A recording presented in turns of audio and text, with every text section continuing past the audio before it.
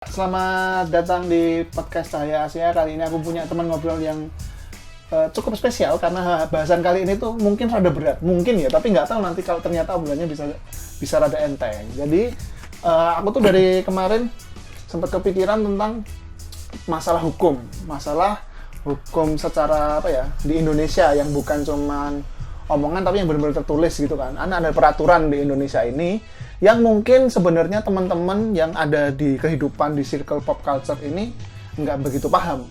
Nah, tapi teman-teman di dunia pop culture ini sering banget kena sindir, kena beririsan dengan hal-hal yang berhubungan dengan hukum.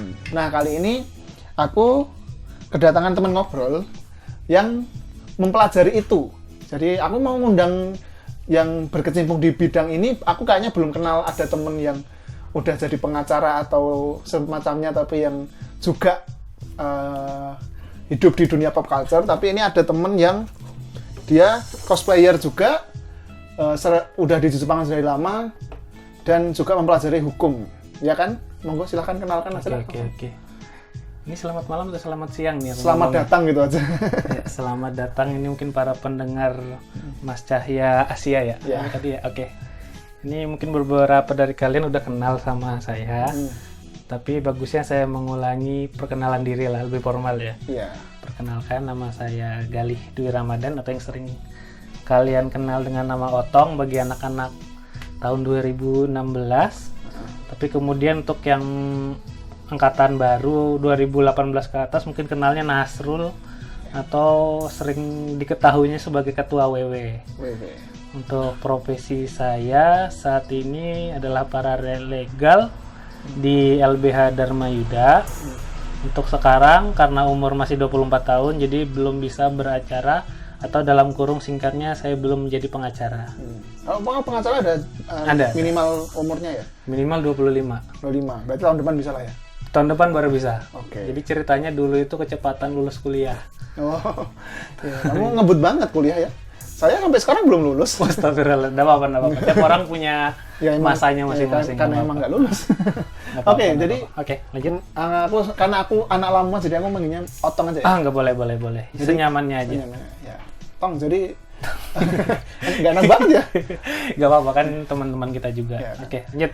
Jadi dirimu ini kan sudah kuliah di mempelajari hukum itu di UII ya? Dulu di UII, S1-nya, kemudian S2-nya di UII lagi, tapi ngambil double degree. Lanjut S2-nya juga di Yongsan University di Busan, Korea. Di Korea. Itu di Korea juga belajar hukum? Yap. Ya. Kalau belajar hukum di Korea itu hukum secara internasional ya, berarti nggak yang hukum Indonesia. Lebih tepatnya kemarin ngambil jurusannya hukum bisnis. Jadi hukum bisnis. Jadi kita bukan mempelajari hukum milik orang Koreanya, tapi lebih ke hukum, bisa kita bilang hukum internasional beserta hukum-hukum bisnis lainnya. Oke. Yang bisa diaplikasikan di berbagai negara. Ya. Berarti dirimu udah mempelajari ini selama kurang lebih dari 5 tahun ya berarti? Bisa ya kayaknya lebih dari 5 tahun. 5 tahun kan mempelajari ini, terus sekarang udah kerja di bidang ini juga, dan mungkin lebih banyak tahu daripada teman-teman yang mungkin akan mendengarkan ini, gitu kan. Jadi aku mau sedikit-sedikit tanya. Ini beberapa dari aku, beberapa ada kemarin ada teman-teman yang nitip tanya juga. Nggak apa-apa, gitu mumpung kan. konsultasi gratis. Konsultasi gratis. Bercanda. Nanti kalau misalkan ini bahasanya menarik tapi durasinya nggak cukup, mungkin nanti ada part 2-nya juga. Oh, boleh. Kan slow kan? Atau dirangkum aja. Dirangkum aja. Bisa. Asik aja. Oke. Jadi ini nih, tuh, kan dirimu cosplayer nih, ya kan? Masih kan? Apa udah nggak? Kalau kita lihat karena PPKM jadi jarang. Ibarat vakum. Vakum dulu ya, vakum selama PPKM. Ada event, gas. Iya. Ada event vakum. Lanjut. Cosplayer tuh ini seru, Tong atau Kleh lah, siapalah. Banyak banget kena drama kan. Kamu pasti sering sliver lah mungkin di Facebook atau mungkin sering mengalami mungkin, atau kalau pernah atau temenmu pernah mengalami. Itu banyak jenisnya drama di event Jepangan, di percosplayan lah, di apalah. Nah, itu beberapa juga nyerempet ke hukum, tapi mungkin kita nggak tahu apakah ini bisa dikasuskan secara tertulis atau cuma sekedar ya udah drama aja gitu. Beberapa yang aku pengen tanya tuh yang mungkin paling sering nih, karena dirimu cosplayer juga. Ketika ada transaksi jual beli atau mungkin pesen kostum gitu kan dirimu bikin kostum sendiri juga kan? Iya. Ya kan, kalau misalkan ada komis kostum maker gitu, nah ketika kayak gitu kan sering banget kita dengar teman-teman ini pesen kostum tapi sampai setahun nggak dikirim, sampai berapa bulan nggak jadi, atau mungkin udah dikirim udah jadi tapi tidak sesuai harapan. Itu tuh sebenarnya bisa masuk ini nggak sih, kayak penipuan gitu nggak sih? Hal-hal kayak gitu. Mungkin kita bahas dulu, ini kan bisnis jual beli lah, ya, kita pesen ke teman kostum atau gimana. Nah itu kan jatuhnya lebih kayak sebutan kita bilang itu sebuah kontrak, sebuah perjanjian jual beli. Cuma kan dalam prakteknya biasa teman-teman ini cuma sebatas oral toh. Jadi ibaratnya kan, Mas Yoda saya pesan kostum ini bla bla, oke, berapa juta, oke. Jadinya kapan? Kira-kira 3 bulan lagi, oke. Entah itu bayar DP atau gimana. Nah kemudian mungkin Mas Yodanya apa tadi nggak bisa bayar atau kostumnya nggak jadi. Itu kalau di ilmu hukum itu namanya wan prestasi. Jadi contohnya itu gini, saya dan Mas Yoda sepakat memesan sebuah kostum. Saya bayar 5 juta nih udah full DP. Tapi pada hari yang dijanjikan Mas Yoda tidak menyanggupi. Nah itu kalau di dalam hukum wan prestasi dan itu bisa digugat. Tapi di wan prestasi sendiri itu ada contoh-contohnya. Misal gini, Mas Yoda janjiin tanggal 5 Februari. Tapi Mas Yoda ngasihnya 8 Februari, itu tetap menjadi wan prestasi. Oh, meskipun telatnya nggak nyampe seminggu. Nah ya, saya lanjutkan dulu. Atau misalnya saya pesen kostum Kamen Rider, tapi kostum Kamen Rider diket, tapi helmnya DNO. Nah, itu juga termasuk wan prestasi karena tidak sesuai yang diinginkan. Iya. Nah, kalau di dalam wan prestasi ini bisa digugat di pengadilan, tetapi juga bisa diselesaikan dengan cara mediasi. Kan ini kan lebih tepatnya kayak cuma jual beli. Saya kecewa gitu loh. Saya bisa gugat atau kita selesaikan dengan cara baik-baik. Nah, cara baik-baik ini kan dalam prakteknya bisa berbeda-beda. Mungkin Mas Yoda lebih, oh iya nanti saya ulangi lagi kostumnya. Atau Mas Yoda ngasih kompensasi atau apa, itu bisa diselesaikan dengan cara baik-baik. Tetapi dalam segi ilmu hukum itu disebut dengan wan prestasi. Ya. Itu berarti nek yang aku alami atau aku tahu lah selama beberapa waktu ini mostly kan emang mediasi aja lah ya. Kita obrolin baik-baik. Bahasa Indonesianya musyawarah mufakat bersama. Benar, itu lebih enaknya didengar. Iya. Nah, itu emang musyawarah tuh emang cuman ada beberapa, ini mungkin nggak cuman urusan kostum ya. Kan ada banyak, maksudnya mungkin barang-barang merchandise atau mungkin event kan juga ada kan yang kayak udah beli tiket ternyata eventnya nggak jadi, terus panitianya kabur gitu kan banyak. Nah, kayak yang di Bali. Botak. Sebut aja nggak apa-apa, itu udah buron gitu. Udah buron ya. Udah buron nggak apa-apa lah. Yang kayak gitu-gitu juga termasuk kasusnya mirip-mirip lah ya. Nah, terkadang di dalam ilmu hukum sendiri, tadi saya sebut wan prestasi itu di wilayah perdata. Nah, kalau wilayah pidana itu bisa jadi juga penipuan. Nah, bedanya dengan wan prestasi dengan penipuan, kalau wan prestasi ini kita bisa lihat dia ada itikat baik lah dulu awal. Kita berjanji bla bla bla. Mas Yoda sudah siap lah, sudah menyanggupi kesepakatannya. Tapi pada akhirnya Mas Yoda nggak sanggup. Tapi Mas Yoda masih punya itikat baik untuk meneruskan. Jadi masih dalam tergolong perdata sih. Tapi kalau penipuan itu kita berkontrak atau bersepakat, tapi Mas Yoda itu sudah ada itikat buruk. Memberikan tipu muslihat, kata-kata baik, atau semacam manipulator supaya saya mau bertransaksi dengan Anda, itu termasuknya penipuan. Itu di ranah pidana. Cuma memang dalam prakteknya wan prestasi sama penipuan ini sering senggol-senggolan. Jadi nanti itu pada akhirnya tinggal dari pihak penyidik yang menentukan atau di kepolisiannya. Begitu. Ya. Dan itu penipuan tuh ada kayak minimal nominalnya nggak sih, atau kayak harus jumlah gede gitu baru bisa kita kasuskan gitu? Sebenarnya minimal nggak ada minimal, itu lebih ke prakteknya di masyarakat sih.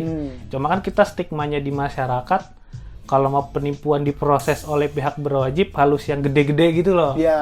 Tapi kan sejatinya nama penipuan, nama juga kepolisian itu tugasnya mengayomi masyarakat, penipuan berapapun bisa. Cuma kan stigmanya kita memandang pelaporan di kepolisian Harusnya yang gede diproses cepat, tapi yang kecil-kecil diabaikan gitu. mungkin bisa diabaikan atau tidak diprioritaskan. Ya prakteknya seperti itu yang kita tahu. Ya, oke. Tapi ya sebenarnya bisa lah ya berapapun, cuman mungkin prosesnya nggak selancar itu gitu ya. Bisa seperti itu mungkin. Nah, oke. Menarik.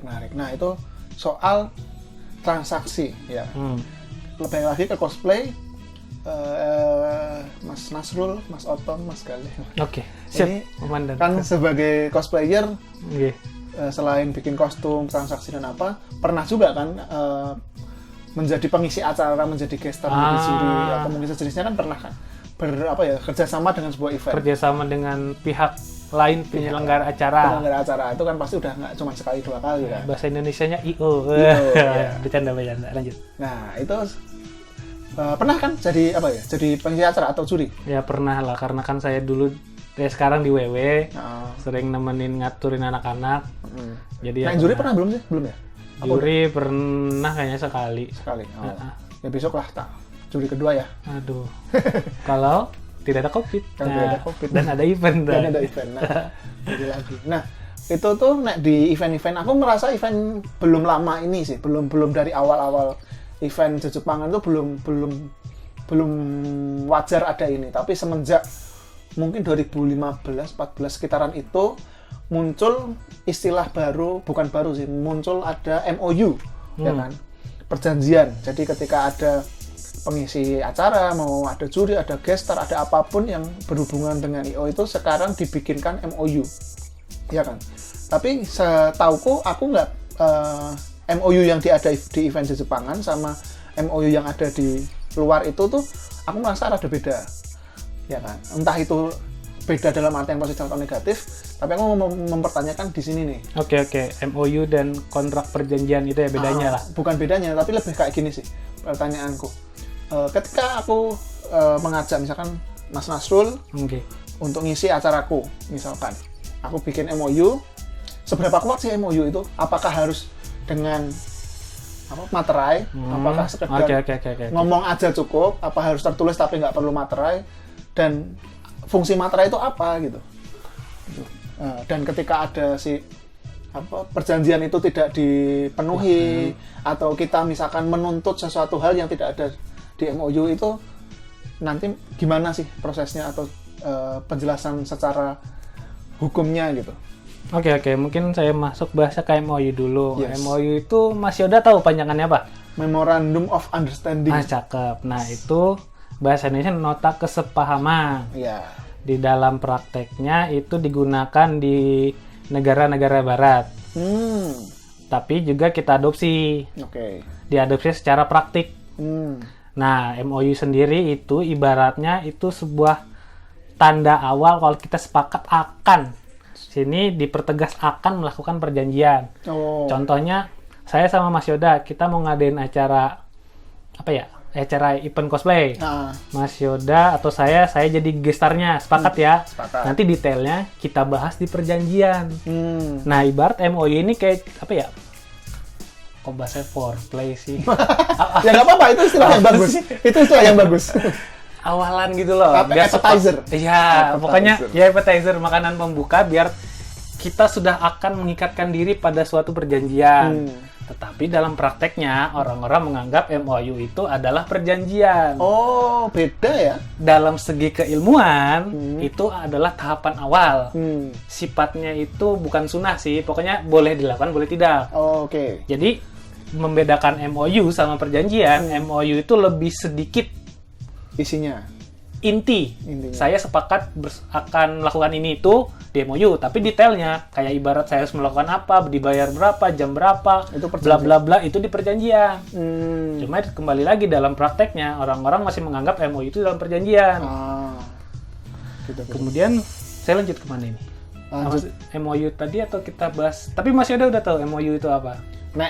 Secara prakteknya kan ya aku sering bikin MOU kan, pas dulu sering bikin event, cuman baru tahu tadi ternyata MOU hanya awalnya aja nih. Dari segi ilmunya kayak gitu, Nah, memang awalan. Tapi secara prakteknya yang kamu pernah alamin, yang ada di event-event di Jepangan di sekitar kita, event pop culture di sekitar kita itu udah bener apa belum? Atau ada yang mengganjal gitu? Kalau saya jawab dari segi keilmuan saya, ini saya rasa orang ini tidak paham. Jadi saya harus meluruskan. Tetapi dalam prakteknya dia sudah menyodorkan, ya sudahlah kita anggap aja ini perjanjian lah.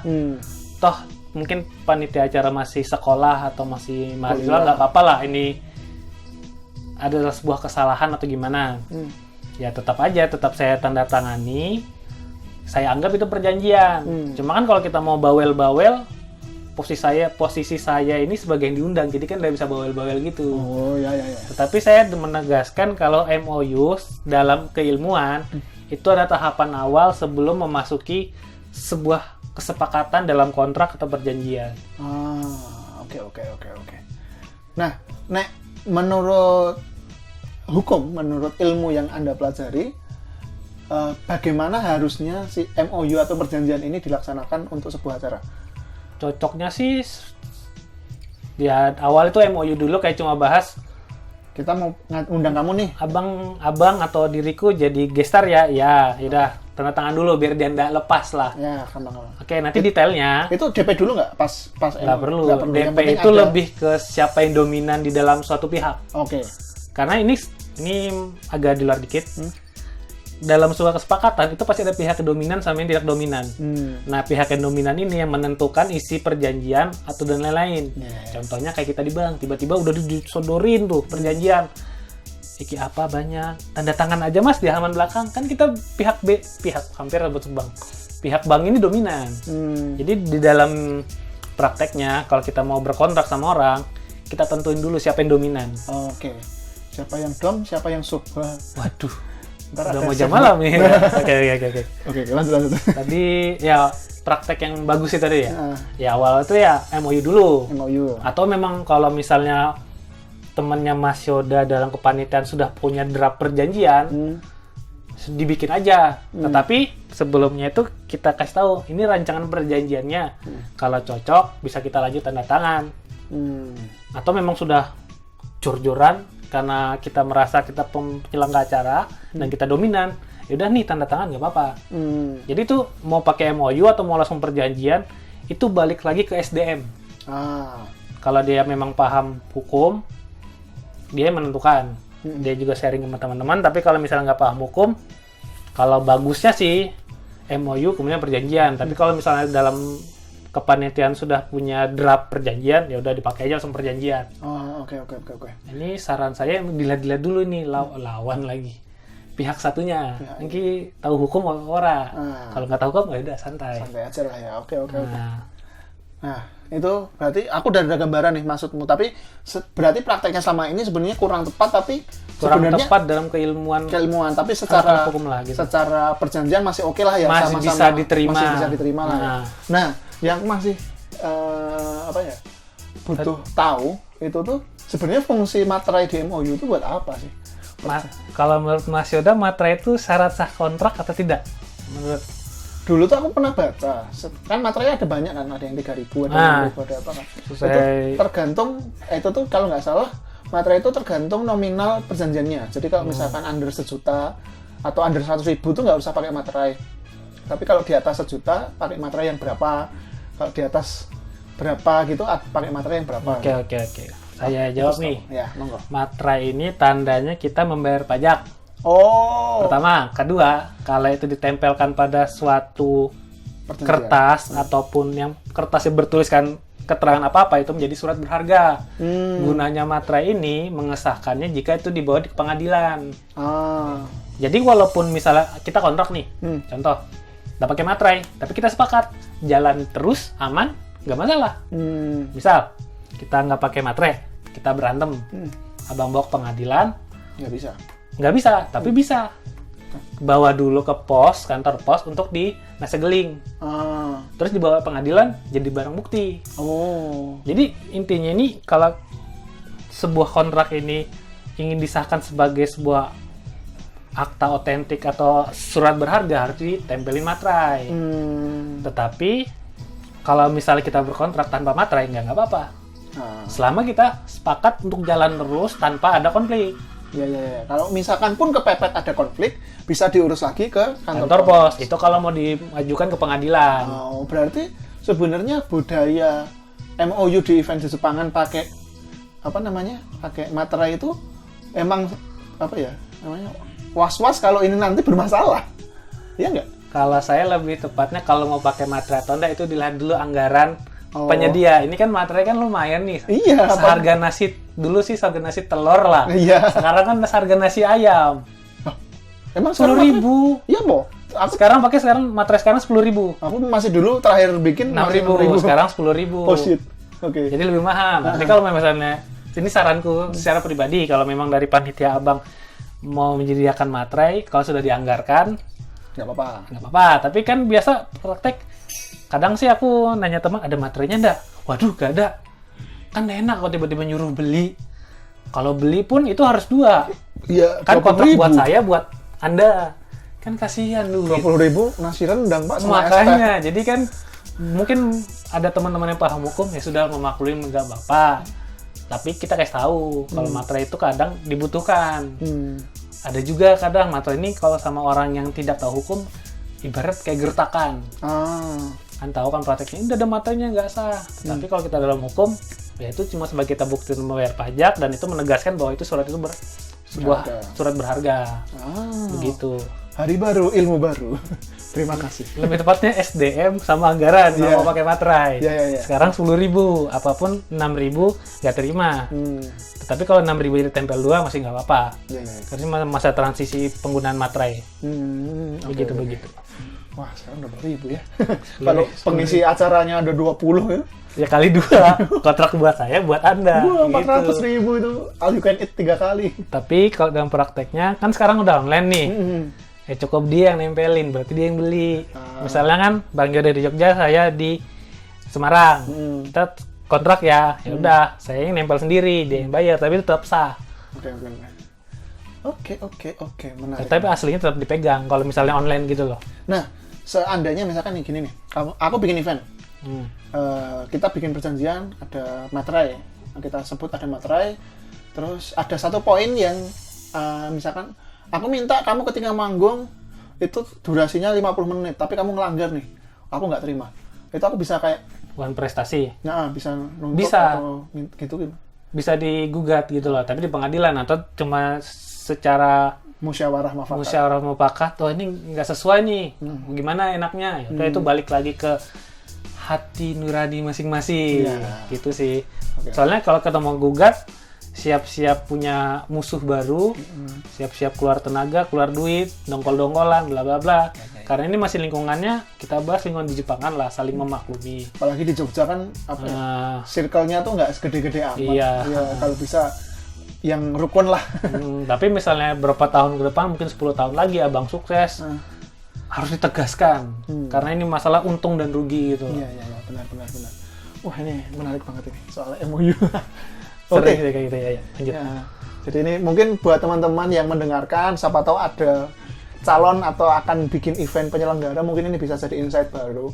Dan buat teman-teman yang mungkin ngisi atau mungkin dapat MOU-nya diajakin untuk di sebuah event entah jadi apapun, mungkin juga berarti ini nggak wajib pakai materai gitu kan. Mungkin bukan nggak wajib, tapi alangkah baiknya pakai gitu kan. Pakai gitu loh. Iya. Jadi mungkin buat teman-teman ini bisa lah buat jadi referensi, gitu kan. Oke, kita lanjut ke bahas cosplayer, ya kan?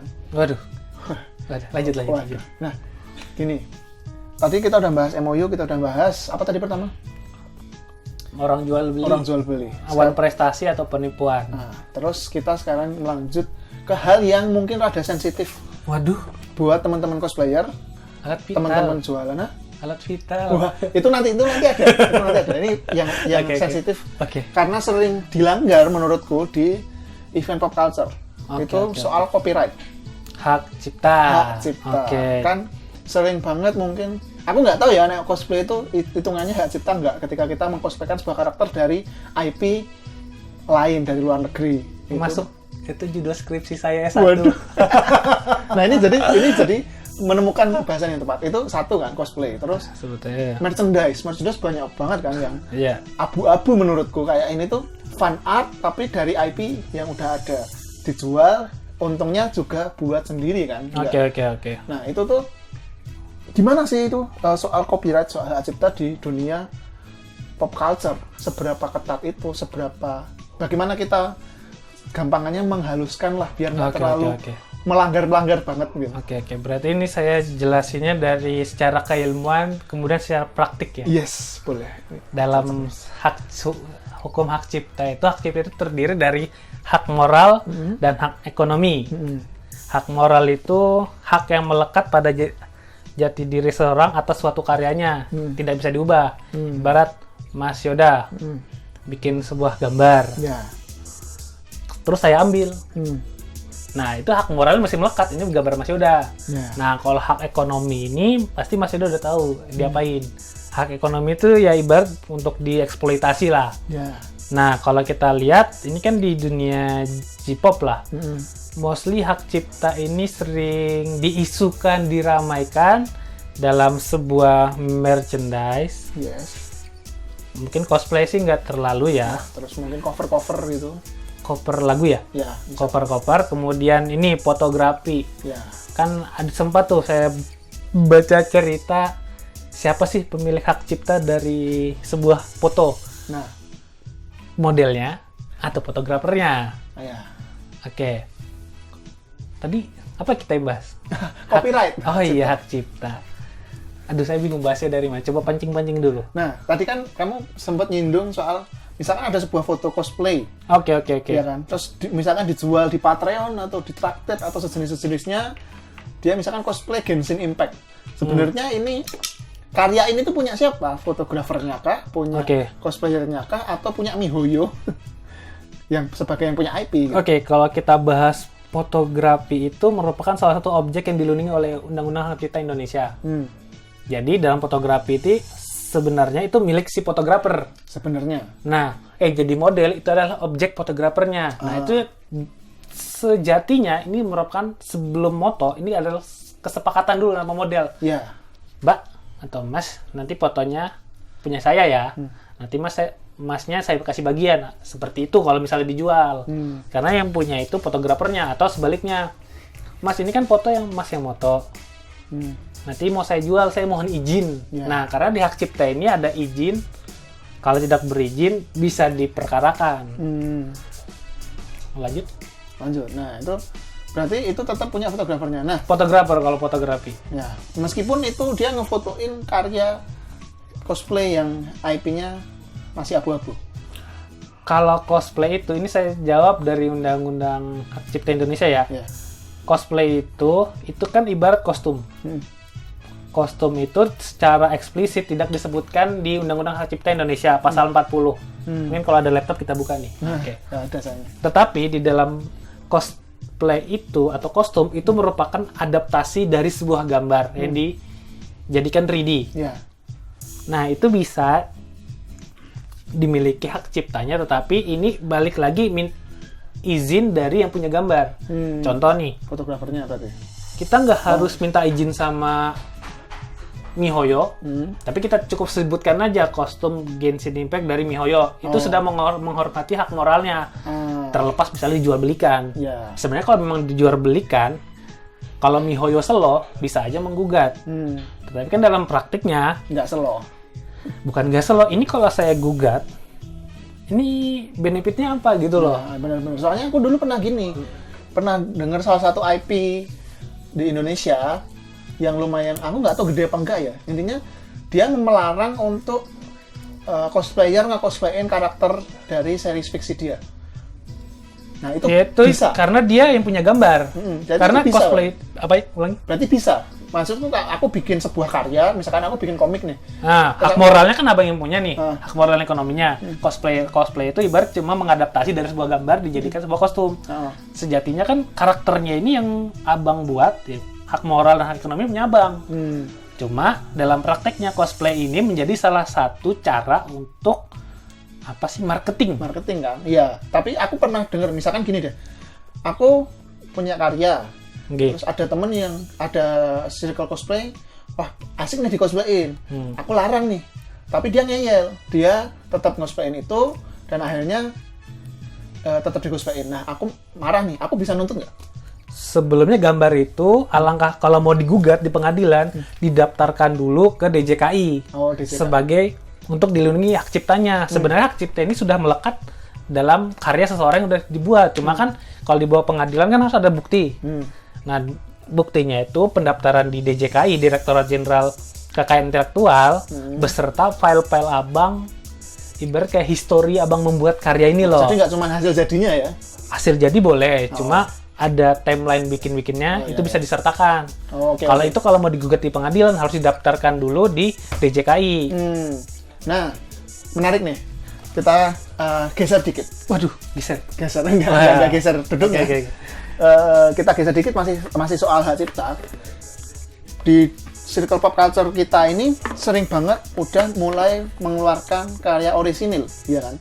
Entah itu mungkin yang bikin band sama idol atau penyanyi produser apa bikin lagu sendiri, teman-teman yang suka gambar akhirnya bikin komik atau mungkin karya orisinil, atau mungkin hal-hal yang lain yang soal karya orisinal itu di pop culture udah mulai banyak di era sekarang. Bagaimana caranya kita bisa mendaftarkan hak cipta karya yang kita bikin? Ini mungkin banyak teman yang belum paham. Oke. Gitu kan. Jadi mungkin buat kalau aku pengen melindungi karya-karyaku gitu. Itu didaftarin langsung secara manualnya ke ini Kemenkumham, belakang JC. Oh, belakang JC. Belakang JC PLN selatan lagi itu ada Kementerian Hukum dan HAM untuk pendaftaran. Atau bisa online juga dibuka website DJKI, Direktorat Jenderal Kekayaan Intelektual. Nanti di situ adalah. Nah, yang perlu disiapkan dia dari webnya ada prosedurnya. Cuma kan kita sekarang cuma ngomong-ngomong doang, nggak bisa kasih lihat. Ya, jadi mungkin dari teman-teman yang dengar bisa cek di website DJKI pendaftaran hak cipta. Bayar nggak? Tapi kalau UMKM lebih murah. Oh, lebih murah. Jadi kayak maksudnya, misalkan aku band indie, aku punya lagu 2 album, aku pengen daftarin gitu, nggak semahal kalau aku band gede lah ya. Enggak, semua sama. Semua sama. Semua sama. Tapi kalau abang UMKM dibuktikan dengan identitas abang atau surat UMKM itu lebih murah. Tapi kalau perseroangan lumayan lah ya. Lumayan tuh berapa? Ya mungkin ada yang dari 300 sampai satu dikit. Itu 300 kalau nggak salah gambar apa ya? Per karya itu berarti. Per karya. Gini, misalkan aku musisi, karyaku tuh hitungannya per lagu, per lagu-lagu. Per lagu. Lagu-lagu. Kan masing-masing lagu-lagu jadi album. Nah, iya, maksud takutnya kalau laguku banyak per lagu misalkan 300 mahal juga ya. Ya itu kan untuk melindungi buat di pengadilan. Tapi kalau misalnya emang nggak dilindungi, ya saya bilang sih nggak apa-apa. Cuma pas lagi ada konflik, susah nih buat dibawa pengadilannya. Iya. Karena balik lagi hak cipta itu sudah melekat pada karya seseorang sejak itu diciptakan. Ya. Nah, kemarin tuh juga ada sempat misalkan lagu, aku upload lewat label, gitu kan, label indie gitu. Ketika dia masuk ke platform digital, dia udah otomatis ada kayak copyright di YouTube-nya. Jadi misalkan aku rilis lagu di YouTube lewat label, ketika ada orang cover laguku atau masukin laguku di channel dia, itu entar di bawah tuh kan ada tulisan. Iya. Lagu ini milik ini. Itu berarti udah hitungannya keurus atau kita tetap harus ngurus lagi yang versi ini?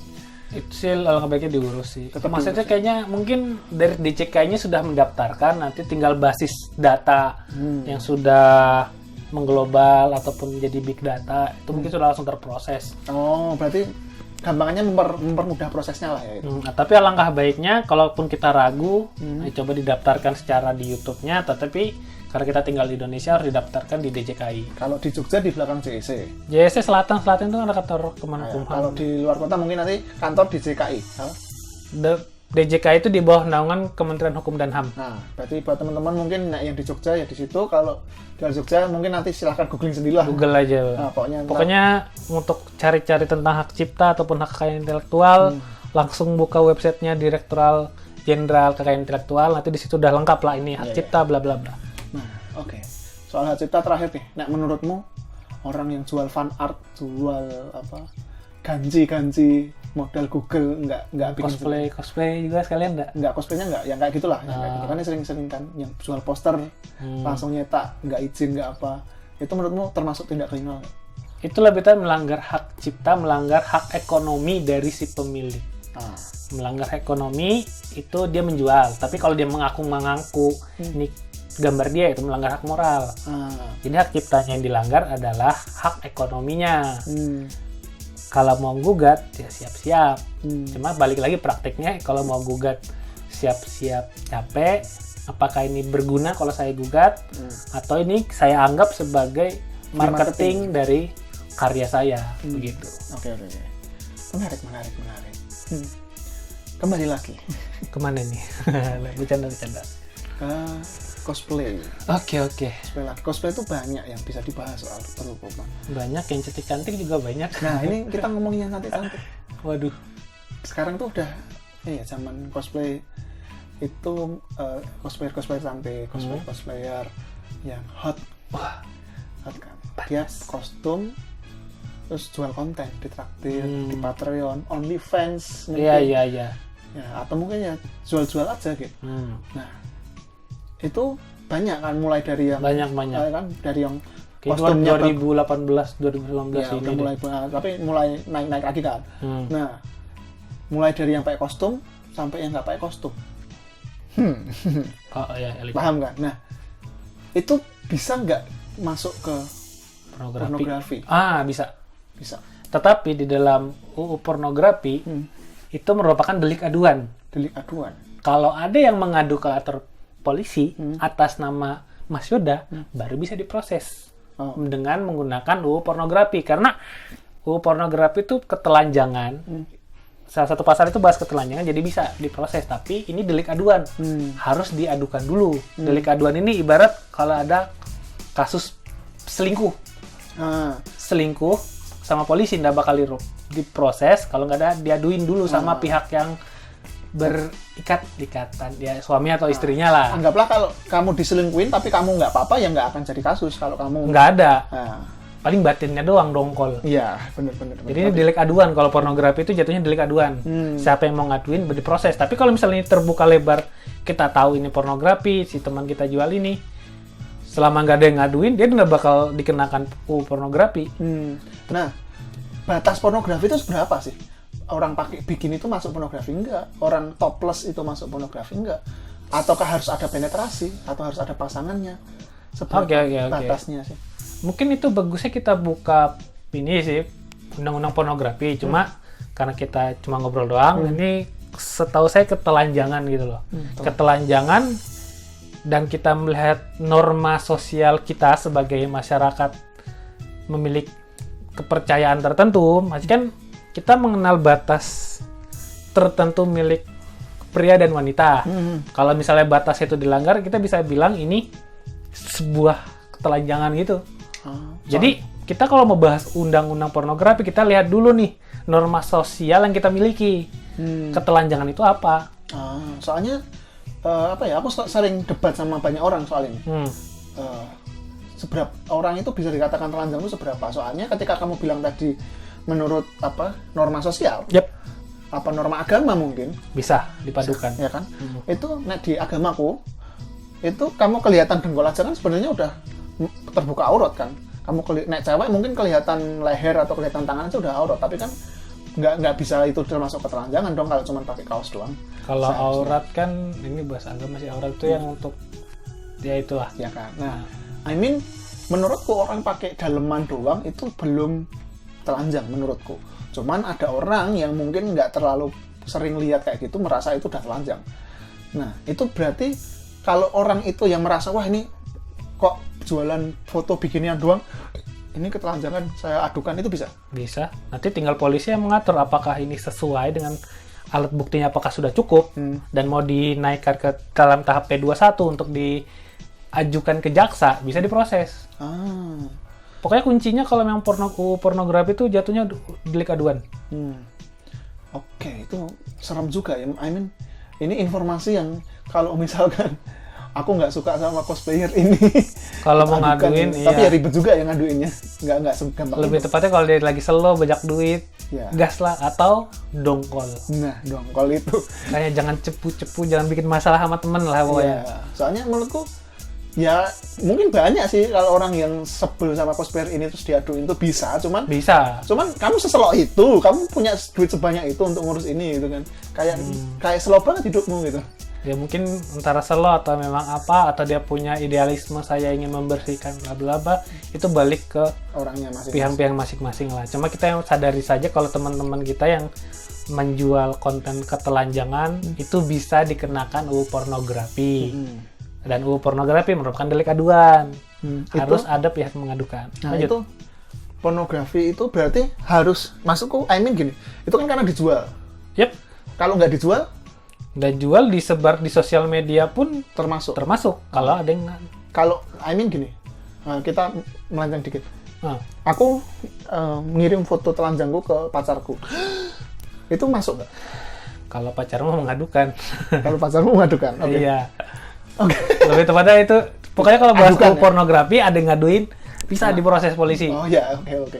Berarti entah itu dijual, entah itu dibagikan, entah itu dikirim secara privat, selama ada yang ngaduin itu bisa gitu ya? Bisa kena pornografi. Oke. Dan nah itu kan di Indonesia ya. Kalau misalkan aku cosplayer seksi, gravur atau porn lah, tapi aku jualnya di luar, itu aku bisa kena nggak? Padahal aku nggak akan ngejual itu ke orang Indonesia, cuman aku akan ngejual itu lewat Patreon, lewat OnlyFans mungkin ke orang-orang di luar Indonesia. Nah, itu di Indonesia bisa dikasusin nggak? UU pornografi sifatnya hukum nasional. Nah, jadi yang mengadukannya harus di Indonesia. Walaupun abang jualnya di luar, tapi kalau misalnya teman abang cepu-cepu kurang ajar, kena. Ya kena. Diaduin. Berarti buat teman-teman kalau pengen aman sebenarnya jangan pakai nama Indonesia, sok-sokan jadi orang luar aja terus jualan di luar. Lebih tepatnya ini berdoalah tidak ada teman yang cepu. Iya gitu loh. Ya saya ikut berdoa karena saya juga sering beli. Beli nggak apa-apa. Beli nggak, malah nggak apa-apa. Beli kan abang milik, kan ini modelnya yang punya. Abang kalau beli yang kena misalkan gini deh, aku beli konten gravur, konten ya anggaplah itu gravurnya udah mepet porn si cosplayer A ada yang ngaduin tadi dan akhirnya mungkin kena kasus atau apa, aku kena nggak? Yang beli nggak? Ini lebih kalau pornografi lebih ke orang yang siapa sih memproduksi, yang menyebarkan, yang terpampang dalam itu loh. Berarti kalau menyebarkan juga bisa. Menyebarkan juga bisa. Tapi kan abang ini kan ibaratnya pembeli ya. Udah aman. Berarti aku kalau nyimpen bokep nggak apa-apa lah ya? Secara pidana sih nggak apa-apa, tapi kalau secara hak cipta kan bokep-bokep abang ilegal. Loh, saya ada yang beli. Oh, udah nggak apa-apa, bagus berarti. Ya ada yang baca sih itu. Iya, nggak apa-apa. Nggak apa-apa ya. Oke. Yang penting iklannya dilihat dikit biar ada yang dapat pemasukan lah. Yang sih langsung lah. Iya, bisa. Aduh, ini yang paham jokesku berarti sering nonton juga. Kan itu kan video-video lama, sekarang kan udah jarang kayak gitu. Ada ya, sekarang ini apa tulisannya, ada tulisan www apa gitu. Enggak ya? Di pojokan. Dia di pojokan. Pojokanan atas. Cuma beberapa yang kutonton itu yang HD berarti. Bersih. Yang bersih itu yang HD, yang ya iyalah kita punya koneksi internet cepat buat apa ini? Iya. Suzumori Remu 4 GB. Atau misalnya capek 480 dulu, dipilih-pilih. Nah, ini bagus berarti 720. Aduh malah. Oke, lanjut. Gak apa-apa, ini menarik. Oke, nah misalkan berarti yang kena itu pelaku dan penyebar. Kalau misalkan gini, aku nggak menyebarkan, aku bikin misalkan ada temanku cepu. Enggak, temanku bikin konten kayak gitu. Tapi buat keperluan pribadi, dia nggak nyebar itu, dia nggak nge-share itu, dia nggak tujuan apa, cuma dia enjoy aja doing it. Aku nemu nih filenya, tak sebarin, terus akhirnya kena kasus. Yang bikin apa aku? Kalau kita lihat dari kasus Ariel dan Noah, itu kan yang ter-up cuma si Ariel Yato. Si penyebarnya ini nggak ke-up. Sebenarnya penyebarnya ini bisa. Sebenarnya bisa kalau ketahuan namanya. Kalaupun ketahuan dan enggak, ini tergantung dari pihak kepolisian untuk menemukan alat bukti dia menyebarkan atau tidak. Dan setelah dia ketemu, apakah ini nanti perkara ini naik ke kejaksaan atau tidak, itu tergantung polisinya gitu loh. Berarti tetap si orang ini tetap bisa kena salah meskipun Bisa. Enggak. Karena kan di prosesnya ini diaduin, polisi mencari minimal 2 alat bukti, kalau cocok dinaikkan ke kejaksaan, setelah kejaksaan didakwa baru ke pengadilan. Tetapi kan ini ada tahap-tahapan, bisa aja tahap-tahapnya itu lolos secara baik atau lolos secara buruk. Begitu. Ya. Menarik. Aku jadi apa ya, sebagai orang yang sering beli halal kayak gini, itu serem juga ya sebenarnya. Kita nggak ada, menurutku nggak ada yang dirugikan secara apapun ketika itu aku beli, ketika orang memproduksi itu secara proper ya. Cuman ketika ada yang cepu ini serem itu juga ya. Ada yang cepu gitu. Kalau mungkin dirugikan secara material imaterial sih mungkin bisa ada, bisa tidak gitu. Ya berarti buat teman-teman yang bikin konten-konten seperti ini, aku sih tetap support, cuman semoga nggak ada kata aman cepu dari teman-teman cepu, jadi jangan terlalu sering drama lah ya. Dan juga teman-teman yang jualan itu, kalian itu di posisi tidak aman. Jadi harus tahu resikonya. Ya harus tahu resiko. Kalau mau begitu ya tahu resikonya aja sih. Siap. Menarik. Oke, kita lanjut ke bahasan lain. Apa itu? Bahasan lain. Karena ini menurutku udah lumayan clear kan yang soal undang-undang pornografi. Tinggal cepu dan mencepu saja. Yang penting gak ada yang cepu-cepu itulah. Ini sering untuk yang selanjutnya ini aku sering bukan mengalami tapi sering dengar beberapa teman yang bukan hampir kena. Jadi gini, aku sebenarnya udah ngobrol ini sama kamu kemarin. Oh, saya lupa. Apa itu? Lupa. Lanjut. Jadi aku misalkan ada masalah sama kamu nih, ya kan? Terus kamu jelek-jelekin aku di sosmed. Wah, Bang Yoda nih orangnya kayak gini. Terus aku bilang, pas kamu nanti tak UU ITE. Nah, segampang itukah kita menyerang orang dengan UU ITE? Sebagaimana sih proses UU ITE ini bisa terjadi? Oke. UU ITE ini kan lebih maksudnya ke Pencemaran elektronik, pencemaran nama baik gitu kan. Pencemaran nama baik itu dari dulu sejak zaman Belanda. Dan sekarang menjadi KUHP itu memang sudah ada. Oh, udah ada. Sudah ada pencemaran nama baik itu di pasal 300. Berapa ya? Aduh, nanti aja lah buka HP. Pokoknya ada di KUHP ada. Nah, cuma kan sekarang ini pencemaran nama baik menurut saya ini di up media itu sejak kasus Ratna Sarumpait atau sebelumnya. Pokoknya memang sejak UU ITE muncul, banyak beberapa pihak menggunakan pencemaran nama baik dalam pasal tersebut. Aduh, diriku lupa pasal berapa. Untuk sebagai awalnya itu digertakan. Tetapi kalaupun bisa dilanjutin bisa. Tetapi dia mengeluarkan tenaga untuk mengadukan ke kepolisian. Gimana lanjut? Nah, berarti ketika gimana sih seorang bisa terjerat UU ITE? I mean apakah dengan aku nyindir ini si orang ini kok gini, padahal aku nggak nyebut namanya, bisa kena, atau mungkin aku harus nyebut namanya secara utuh, atau seberapa jauh aku bisa kena sampai bisa kena gitu tuh, kalau gimana sih? Dari secara singkat dan mudahnya itu ada satu pihak yang merasa dirugikan atas omongan, sebutan yang direkam atau terdokumentasikan yang dianggap sebagai pencemaran nama baik yang dilakukan oleh si fulan. Nah, itu kalau dilaporkan ke polisian itu bisa, cuma nanti tinggal polisnya ini menemukan alat bukti tersebut apakah ini cocok untuk dijadikan pencemaran nama baik. Tetapi menurut saya terkadang pencemaran nama baik ini dilakukan oleh orang-orang yang memiliki posisi tertentu lah. Kadang juga jadi gertakan untuk orang yang tidak paham hukum gitu. Paham. Jadi ngurusnya ribet lah ya pasti. Kalau orang yang tidak paham hukum mungkin ribet, tapi kan kalau orang yang paham hukum seperti ya seorang pengacara atau jaksa atau dan lain, yang ngurus itu yang nggak terlalu ribet.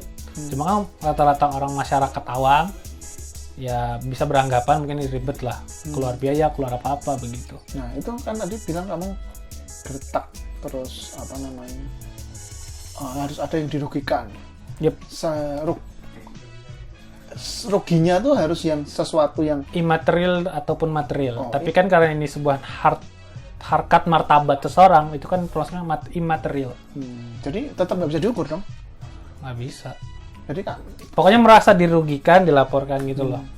karena aku Dengan merasa nama baik. nggak, masih kayak cuman kayak I mean aku nggak merasa dirugikan, cuman aku merasa kesel aja. Aku laporin. Maksudnya begitu, kayak misalnya saya bilang abang mukanya jelek, Nah, abang merasa Merasa, terhina, terhina aku, wah ini merugikan aku. atau saya bilang ke publik, ini Mas Yoda mukanya jelek betul ke publik, bla bla bla, pencemaran nama baik, kayak bisa sih. Cuman nanti urusan belakangnya nanti Polisi gimana, yang- tetap yang lebih atas lah ya yang ngurus. Kita mah cuman bisa ngelaporin aja kan. Ngelaporin doang, misalnya merasa dirugikan gitu loh. Berarti emang nggak ada batasan seberapa parah kamu hal apa yang kamu lakukan untuk masuk ke situ. Pokoknya Emang ada tergantung pihak yang merasa ketersinggungan. ada yang merasa dirugikan, dia bisa mengadukan. Ya. Wah, ini menarik nih. Soalnya beberapa kali temenku ada yang kayak digertak mungkin, atau mungkin ngerasa ya nyindir-nyindir gitu, tapi nggak tahu konsekuensinya, bisa misalkan kalau ada diserang kayak gini kan. Tapi ya semoga sih apa ya, nggak disalahgunakan aja hal-hal kayak gini tuh. Soalnya sering ya disalahgunakan. Ya kadang untuk orang-orang yang berposisi tertentu, dia bisa menggunakan pencemaran nama baik untuk membuat orang tersebut dipidanakan. Tetapi kan kalau orang tersebut yang tidak paham hukum, ya mungkin itu bisa digunain, diproses lah. Tetapi kan pencemaran nama baik ini biasanya orang-orang kondang yang punya duit. Dia gertak pencemaran nama baik, dia sewa pengacara, bisa terjadi. Tapi kalau misalnya kita sama-sama orang awam, pencemaran nama baik, paling cuma cuap-cuap, bla bla bla, gertak-gertak gitu. Siapa yang kuat mau ngaduin ke polisi, ya monggo. Nah, ini karena ternyata udah lama juga kita ngobrol, aku mau langsung ke pertanyaan terakhir aja. Apa itu? Yang terakhir ini buat teman-teman di teman-teman cosplayer, teman-teman idol, teman-teman penyelenggara event apapun yang berkecimpung di dunia pop culture, baik mulai dari pengunjung sampai yang penggede. Kalau misalkan kita atau mereka terkena masalah hukum, bagaimana langkah pertama yang harus dilakukan? Langkah Buat menolong. pertama mungkin masalah hukumnya itu apa dulu?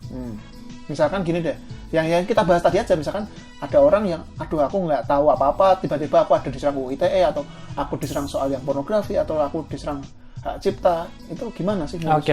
Ini jawaban saya yang pertama, ini jawaban secara pribadi ya. Ya, pribadi dulu. Mungkin misalnya kita sedang berperkara hukum, coba-cobalah cari teman kalian yang mahasiswa hukum buat nanya-nanya ilmu. Contoh Mas Nasrul. Ya, atau teman-teman siapa lah gitu. Nah, soalnya kalaupun menurut teman mahasiswa hukum Anda bilang, wah ini sedikit beresiko, bisa ke pengadilan. Nah, itu baru cari-cari pengacara atau advokat bla bla bla gitu. Nah, setelahnya tinggal mempercayakan pada advokat tersebut untuk mendampingi perkara tersebut. Begitu sih. Ya, berarti nyari teman, nyari advokat ya, bukan pengacara. Beda. Advokat pengacara itu sama. Sama, oh. Pengacara itu lebih tepatnya itu sebutan di zaman dulu. Karena pengacara dulu cuma bisa berpraktek pada satu wilayah. Tapi setelah undang-undang advokat yang terbaru, advokat bisa berpraktek di mana saja. Balik lagi tadi teman berperkara itu ya. Itu kalau kita bisa berperkara, kita tanya teman sama mahasiswa hukum itu sifatnya kayak kita mencari kepercayaan diri gitu loh. Supaya kan kalau orang berperkara tiba-tiba itu kan pasti panik, takut gitu loh. Bisa aja dia tiba-tiba digodam dimanfaatkan. Nah, kita nanya permasalahan kita kepada teman-teman mahasiswa hukum ataupun langsung ke seorang konsultan hukum atau advokat, itu untuk memberikan kita sebuah pencerahan. Langkah apa yang harus kita ambil ke depannya. Begitu. Mungkin kan dari mahasiswa hukum itu bisa memberikan ibarat opsional langkah ataupun langsung diproses, dibantu didampingi oleh advokat gitu. Ya. Berarti intinya bahasa kasarku lah menanggapi itu tadi adalah ketika kamu merasa kamu diserang atau kena kasus atau apa, dan kamu merasa ya entah itu kamu beneran salah atau nggak salah ya, seenggaknya cari orang yang lebih tahu dulu. Cari orang yang bertahu untuk menerangkan. Ya, apa yang gitu harus sih. Apa yang dilakukan gitu sih. Tergantung dari apa yang terjadi. Apa yang terjadi. Oke, menarik. Aku lupa tadi ada satu yang belum kejawab, tapi mungkin nanti disimpan buat next aja. Intinya buat teman-teman, itu tadi sedikit obrolan soal hukum buat teman-teman. Aku yakin mungkin sering mendengar, sering mungkin mengalami atau merasakan atau takut resah dengan hal-hal seperti ini. Tadi sedikit dijelaskan, dan mungkin kalau teman-teman masih ada pertanyaan-pertanyaan yang mengganjal soal kayak gini, bisa di comment section atau ya di comment section aja sih. Nanti kalau misalkan alhamdulillah rame atau banyak bahasan yang sekiranya menarik, aku bikin part 2 sama dirimu, boleh nggak? Boleh. Mungkin part 2-nya kalau misal menarik, kita bahas perceraian. Perceraian? Kan rame sekarang. Oh iya. Kan teman-teman kita banyak yang menikah nih. Oh iya. Bisa sih, tapi emang ada yang mau perceraian? Tapi nggak apa-apa sih nanti perceraian. Soalnya tadi tuh sebenarnya ada satu yang aku lupa tanya. Apa itu? Soal perundungan. Oh, bullying. Kan itu di Game PS2. Nah, di budaya-budaya Jepang tuh. Mungkin nanti bisa kita part 2, atau mungkin ada teman-teman yang mau nitip tanya soal hal-hal yang berbau hukum yang harus nyindir sedikit soal ini ya, pop culture ya, karena bahasan channelku tentang pop culture. Nanti ditanya di komen aja. Nanti sesi 2 mungkin bisa kita tanyakan lagi, kita obrolin lagi biar jadi bahasan yang menarik. Terima kasih banget buat Mas Nasrul, Otong, dan Galih.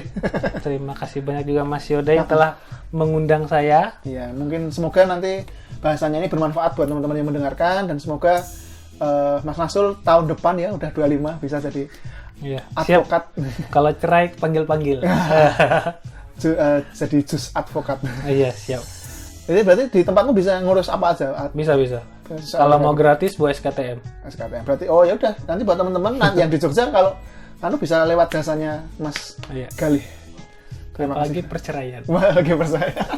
Seneng banget. Aku cariin ini dulu lah. Aku belum ada pasangan, masa ngurus perceraian? Jangan kalau punya pasangan jangan cerai. Ya pokoknya gitulah. Terima kasih buat teman-teman yang sudah mendengarkan. Kalau mau request bahasan-bahasan selanjutnya bisa juga komen di bawah. Jangan lupa follow IG-ku. Nanti di IG-ku juga sering bakal ngasih feedback untuk kalian yang mau nitip pertanyaan biar bisa ditanyakan ke narasumber yang akan aku ajak ngobrol. Terima kasih. Sampai jumpa next episode. Bye. Bye.